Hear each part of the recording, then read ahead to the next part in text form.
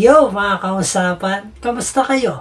Kung matagal ka lang nanonood dito sa ating YouTube channel, alam mo dati na puro meme reaction lang ang ginagawa natin. Tawa dito, tawa doon, solid good vibes, di ba?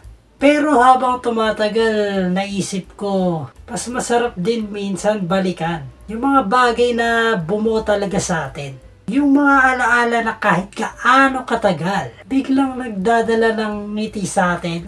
Alam mo yung isang kwento lang, biglang bumabalik lahat ng good vibes. Kaya ngayon mga kausapan, level up na tayo. From memes reaction, gagawin na nating mas personal at mas nakaka-relate. Welcome sa ating bagong journey, Usapan Videos.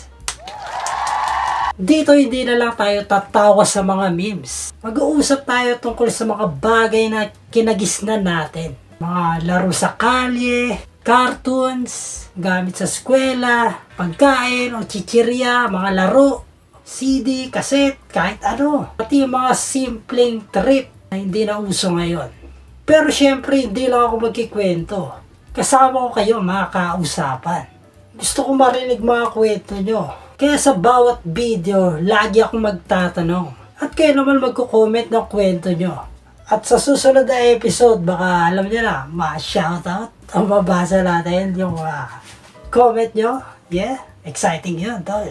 Yeah. So yung mga kausapan, ito na ang bagong Mark T channel.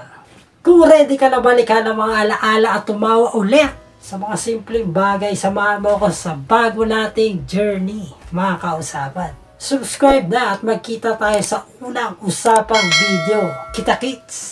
Mark T. Peace! Yayaman tayo.